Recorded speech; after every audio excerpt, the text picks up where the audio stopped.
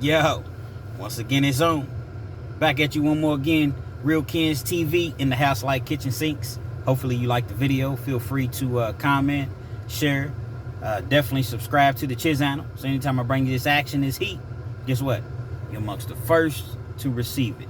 And with no further ado, let's get into this afternoon's video, if you will.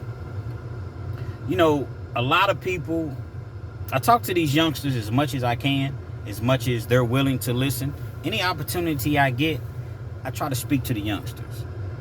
And I try to not come across as the old guy that's always preaching, but I try to come across and just let them know what it really is, the reality of this street life. You know what I mean? The reality of living out here in these streets. To let them know it's not a game. You know, it seems fun. The money's coming fast. The ladies. You know what I mean? The street fame, in a sense, that you get. Being able to do whatever you want to do. Not having to really maintain a job. Being able to just up and go whenever you want to. All of that sounds fun. But it's definitely a price, a hefty price, possibly even your life, that comes along with it. It's definitely coming along with it. Penitentiary or your life. Whichever one happens, it's typically a toss-up. And in a lot of cases, if you're in the game long enough and you're out here long enough, both are going to happen. Most definitely, both are going to happen. You know, the streets have no rules. There's no rules in the streets, none. Now, back in the day, you know, when I was younger, and I understand that things have changed, but they did have rules. There were certain things you just didn't do. You didn't do something to someone, your ops, as you all call it now. You didn't do anything to your ops when they was, you know, with their kids, with their wife, girlfriend. You didn't go to your ops house. You know what I mean? Mother's house, rather, and do anything. You know, you waited to catch them out. Ain't no rules in the streets now. But there's one rule that will always exist. And even though a lot of the younger generation doesn't follow this rule, there's always one rule that'll never go anywhere. What happens in the streets, it stays in the streets. You hold court in the streets. Now, let me be perfectly clear about this. I'm not advocating any sort of violence. I'm not advocating breaking the law. I'm not suggesting any of that. But if you out here and you living that life and you happen to get caught up, you don't rat. You don't rat. And let me tell you why.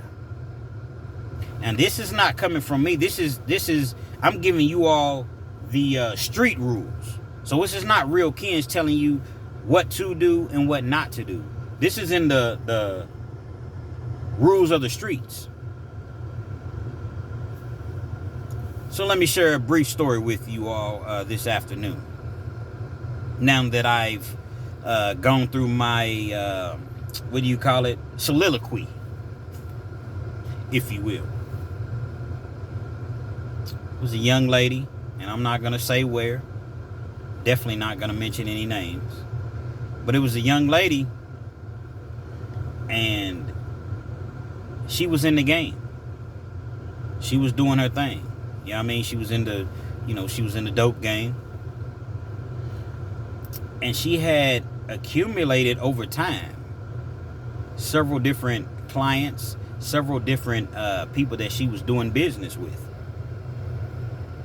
Now, her boyfriend, which is her, this was her baby's daddy. That's what she often will refer to him as.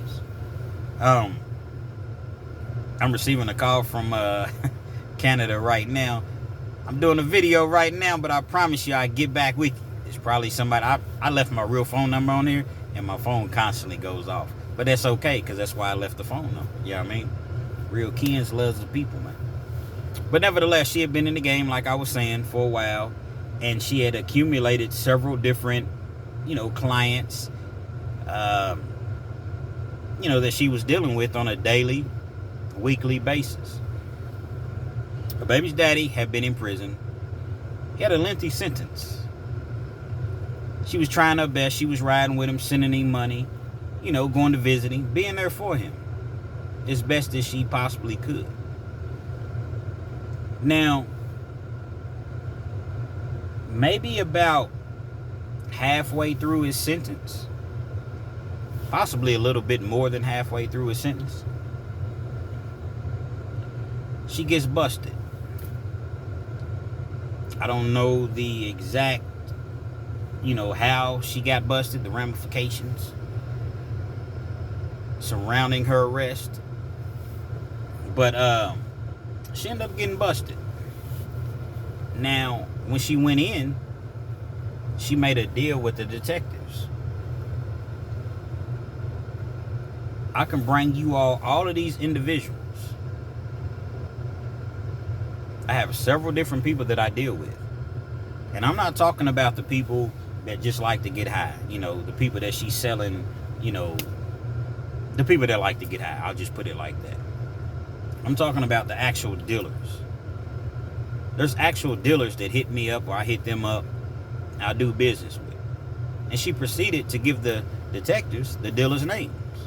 Well, several of the detectives were already familiar with several of the dealers, you know what I mean, that she listed. So they knew that she wasn't perpetrating a fraud. She said, I have 2 stipulations. If I do this, I need immunity, which means all my charges will be dismissed or not even filed. 2, y'all have to get my boyfriend out of prison. So they negotiated, went back and forth, and the detectives evidently, they agreed to this deal. They let her out. No incident. They didn't publicize her arrest. They didn't put it in the newspaper. They didn't put it on the internet like they do everyone else's arrest. Now, hopefully you all follow me. Every story that I tell, I try to paint a picture. So just imagine her in the interrogation room like you see on First 48 in the movies and things of that nature. And, she's willing and dealing, if you will, with the detectives. As I mentioned, they allow her to leave unscathed. However, this is what we need from you. They put a wire on her. Not exactly sure, how they put a wire on her. I'm not exactly sure. I'm assuming that they just gave her a wire, and any time that she was going to make a transaction with one of these individuals that she listed as dealers, perhaps she put the wire on and recorded all of the transactions. So she went around the whole city setting people up, left and right, setting people up. The same people she'd been dealing with. No one ever knew. No one ever suspected it. Every year, once a year, sometimes twice a year. Forgive me for the noise, it's my air conditioning. I have my jacket on here, so, I definitely have to have the air on. Every year there's a major bust. One major bust, sometimes 2. And I'm sure this happens regardless of where you're at. Every city. There's a major bust. Where they come through and they come through like a street sweeper. And round up everybody that they have information on and that they have enough evidence on, and they arrest them. Indictments already waiting for them. Superseded indictments. It's already waiting. They already have enough evidence to bypass the whole district court process, and they're already going straight to circuit court. circuit court. That's called a superseding indictment. So that happens, like I said, once, twice a year. They go through, they arrest all these individuals. Well, as time goes on, people start to find out who this young lady is. Once they arrest all these individuals, the convictions start to come in. People are pleading guilty. Nobody's really trying to go to trial. After all, she has you all dead to the right. You recorded. You got audio, you got video. The detectives have all the information that they need. So why risk going to trial, getting a life sentence, a 30-year sentence, when you can cop out, plead out, to a 10-year sentence? You do 24 months to the parole board, and you have a chance of getting out. So that's what the majority of the individuals that she set up was doing. She fulfilled her end of the bargain. They let her dude out, her baby's daddy. So he gets out of prison. I guess they thought that they was just going to live happily ever after.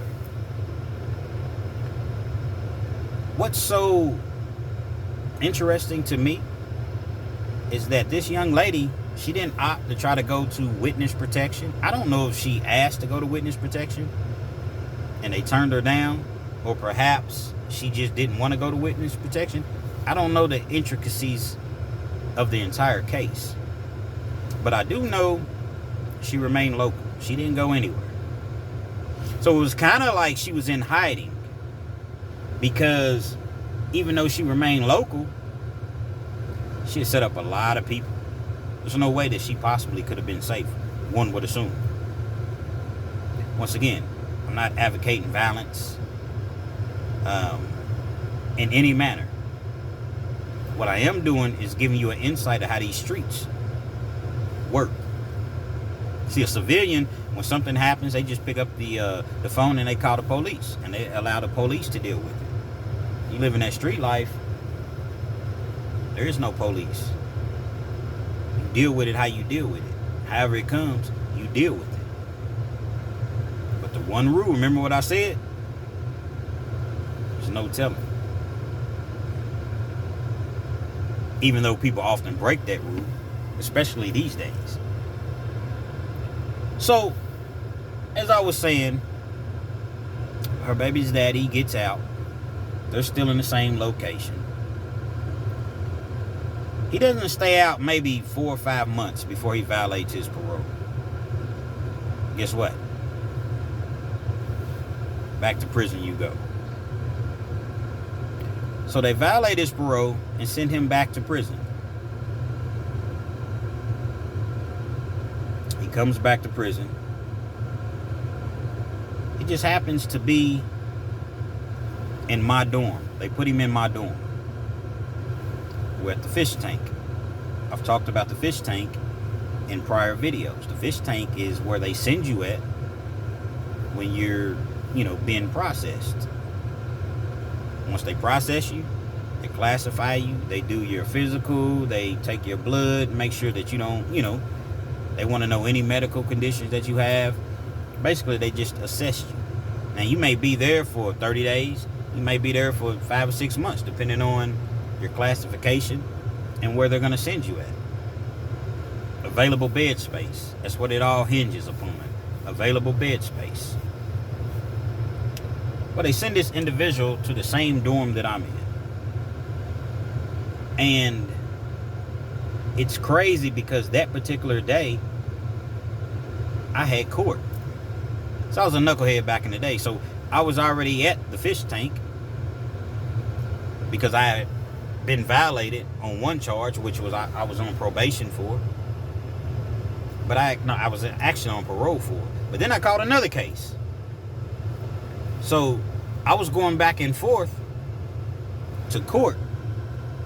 About an hour and a half drive. Put you in a black box. There's this black box. And your hands are like, it's hard for me to describe it, but you can't move. Your hands are together simultaneously, and there's a black box, so you can't move them. So just imagine having your hands in handcuffs. Even in handcuffs, you can kind of move around this black box. You can't move your hands at all. Your feet are shackled. They keep you in the black box the entire day. You may be in the black box. Just imagine. From the time that you're driving to court, that's an hour. Actually, an hour and a half. The ride back from court is an hour and a half, so it's 3 hours. You may be in court for 3 or 4 hours. And this entire day, you're in that black box. Those of you all that's been to prison, you all know about that black box. Cruelty. Straight cruelty. Even when you have to use the restroom, they won't take the black box off of it. You just have to figure out a way to use the restroom. So, I'm going back and forth to court. And this particular day, when I come back from court, new inmates had come in. So, they had, the way that they used to do things, they would make you pack up all of your belongings. Your court time may be 9 o'clock in the morning. They're going to come and get you at about 3 a.m., 2:30, 3 a.m. Because they have to inventory all of your belongings. You have to eat breakfast. They have to get you changed out, shackled up, and then that hour and a half ride. So they're going to come and get you about 2:30 a.m. All of my property that I had, one black bag, one black garbage bag. When I come back, the bed that I was in was gone. They had filled the bed. Knowing that I was coming back from court, they had filled the bed. So they put me in a dorm right next door. I wasn't very happy about that.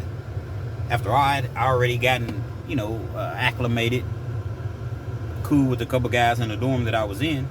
Then I have to go to this dorm. I don't know anybody in there. So it's like I have to start all over.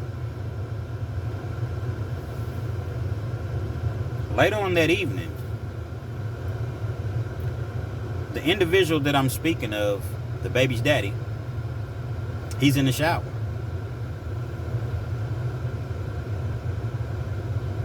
I was not there. I was just in the dorm next door. But remember, I said there was a couple guys in there that I was cool with. We ate together. We made spreads together.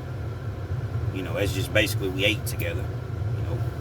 Dinner, meals.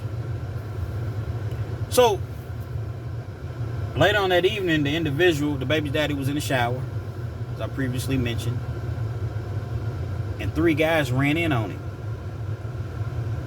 He's in the shower. Only thing he has on is shower shoes. Obviously, he's in the shower. Hadn't been there 8-9 hours.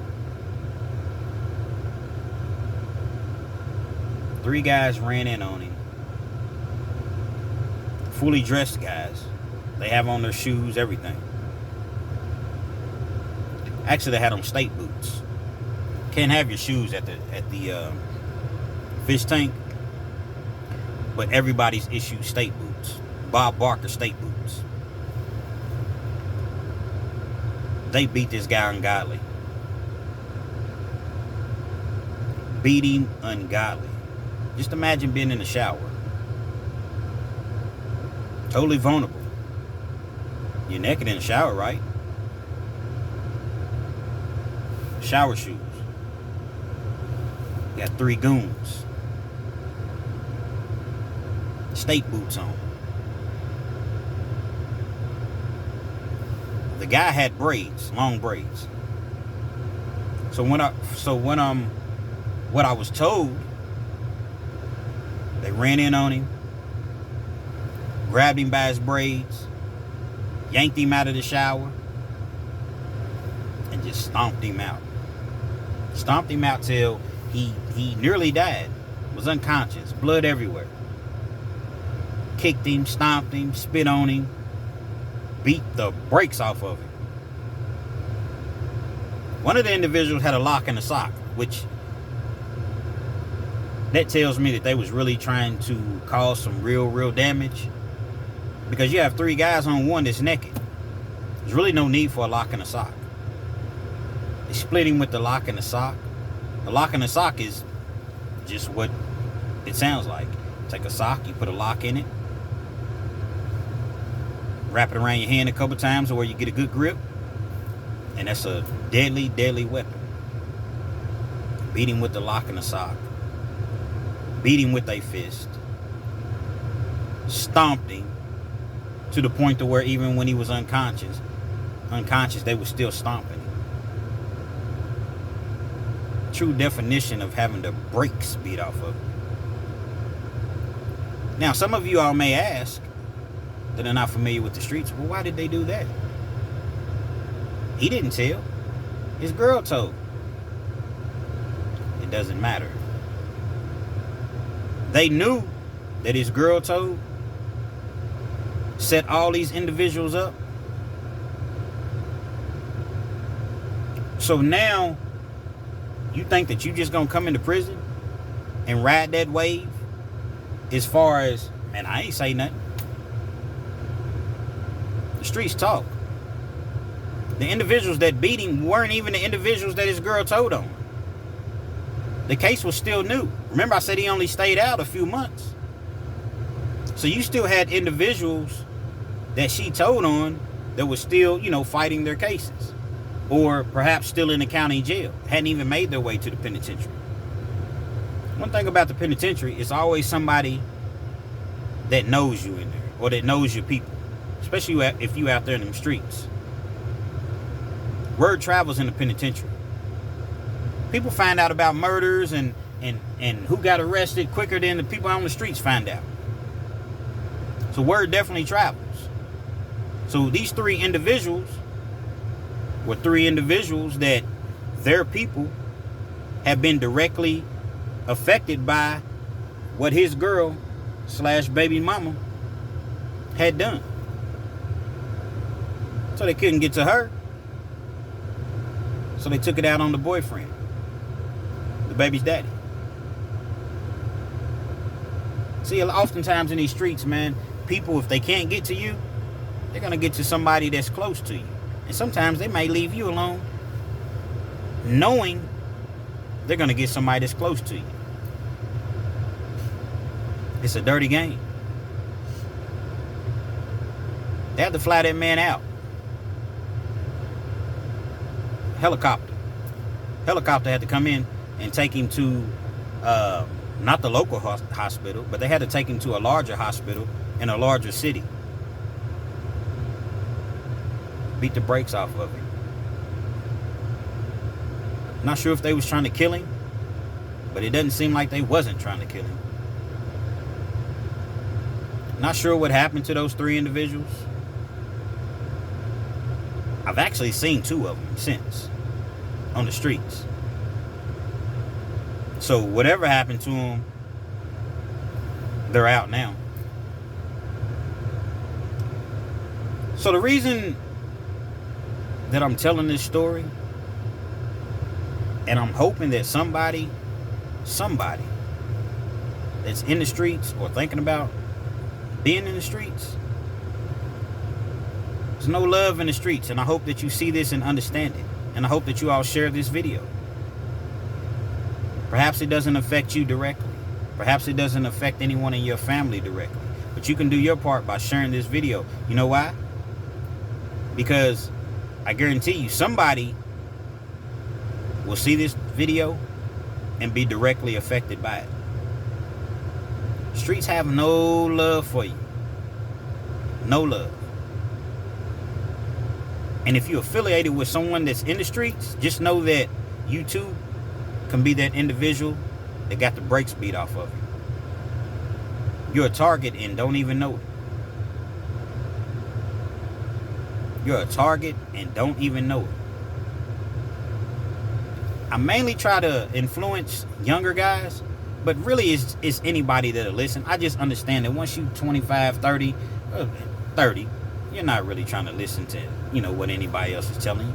If you're 18, 19 or younger, 22, 23, and you out here and you trying to figure out your life and where you want to go with it, but you find yourself in the streets,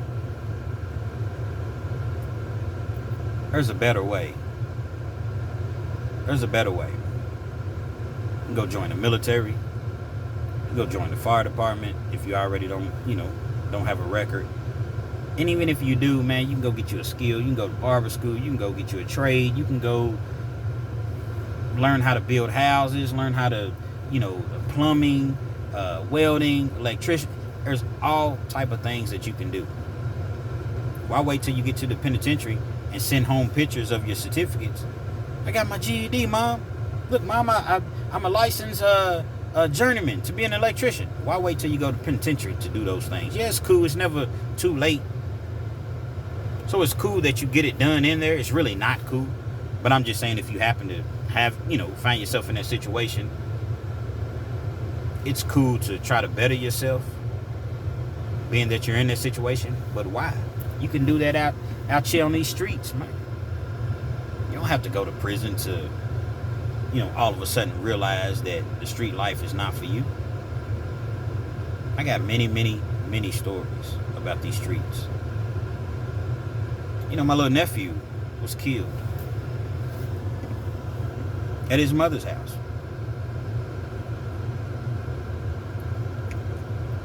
Came to the front door. He opened the door. And they shot him. Cold blood. And it just broke my heart. His mother had to clean up the blood of her son, her only son, had just turned 21 years old. The blood that was on the wall, all on the floor, puddles. Imagine your mother having to do something like that to either you, or for you rather, or one of your siblings. It's just not worth it. The streets is not what it's cracked up to be. I know you see the people on the big, they got the big tires, the big rims, wheels. They got the $400, $500 throwback Jordans, retro Jordans. They're in the strip club every night. You know what I mean? Going to the mall every other day. The Instagram's popping. It's short-lived, man. Be dead or in the penitentiary. I'm gonna go penitentiary, come out, and end up being dead. Because 9 times out of 10, they're going right back to what got them in the penitentiary. Deep story, man. True story. It's definitely a true story. I still see this individual to this day. The baby's mama. I still see her to this day. Not sure where the dude's at. Not even sure if they're still together. So she did all of that. They weren't married. As I mentioned, I don't know if they're together or not. She was in violation, according to the streets. Because, according to the streets, you do your time, man. You fight your case. You remain silent, and you do your time. She opted to not only help herself out, but get her baby's daddy out of prison. And look what it ultimately cost him. Could have cost him his life. Sad situation, man. In a sense, I'm glad that I wasn't in the cell, because I don't want to see anything like that. Horrific scene. So I'm told. And I can imagine. Horrific. Penitentiary, street life, it's not worth it, man. If you're a rapper, you're an entertainer, entertain and rap. Learn the business. Learn the business. Learn how to write songs. Learn how to produce songs. Learn how to play actual instruments instead of just using, the computer. Learn how to play that guitar. Learn how to play that piano. Learn how to play that keyboard. Learn how to play them drums. Do anything that you need to do that's productive. Stay out of them streets. If you never forget anything that Real Kens tries to get across to you, stay out of those streets. You don't want to make your mother cry any more than she's already cried, and all the nights that she's sitting up worrying about you. When her phone goes off at 3 o'clock in the morning, she's afraid to even pick the phone up, because that call that she dreads so much, perhaps it's the time that call's coming in. Don't send your mother through that. Don't have your kids out here, without a father. Do the right thing, man. Think about your kids. Don't just think about yourself, man. Real Kens TV. Hopefully you can't necessarily say enjoyed the video, but hopefully it was informative to you. Feel free to comment. Definitely share. If you've never shared any of my videos, share this one, because it's going to help somebody. Definitely subscribe to the channel. You got to subscribe to the channel, because I got many, many more stories. True stories. Actual, accurate stories that I need to share. Hit that post notification. Anytime I bring you this action, this heat, guess what? You're amongst the first to receive it. Real Kens, I don't make videos glorifying prison. People say, Real Kens, why you talk about prison so much? Because that's how much I care. I talk about prison. There's a lot of times I don't feel like talking about prison. I've been out of prison for years. I don't even like talking about prison. There's nothing cool about it. As I mentioned, there's nothing to glorify about it. Me personally, I feel like a jerk and a loser when I was in prison. And they treat you like a nobody. You're a number when you're in prison. I'm not calling anybody else that's in prison right now a jerk. I'm not insulting them. I'm not calling them a nobody. I'm saying that when I was in prison, that's how I feel, because that's what I was. Officers talk to you all crazy, say anything to you. You can't say anything back. Act real tough with you. And as soon as you get tough back with them, there are 10 of them cuffing you, beating you up, taking you to the hole. All type of prison stories I have. I don't like talking about that, but I do it because perhaps someone will see this and understand that's not the life that I want to live. I'm not on here making this stuff up. And I haven't even been to any max prisons. We're not even talking about, the feds. There's a prison here in Kentucky. You all do your research on it. It's called Big Sandy. Look up Big Sandy in Kentucky. I believe it's in Sandy Hook, Kentucky. Big Sandy, USP. Look it up. I haven't even been anywhere like that. People's getting killed every day at one point. Look it up. Big Sandy.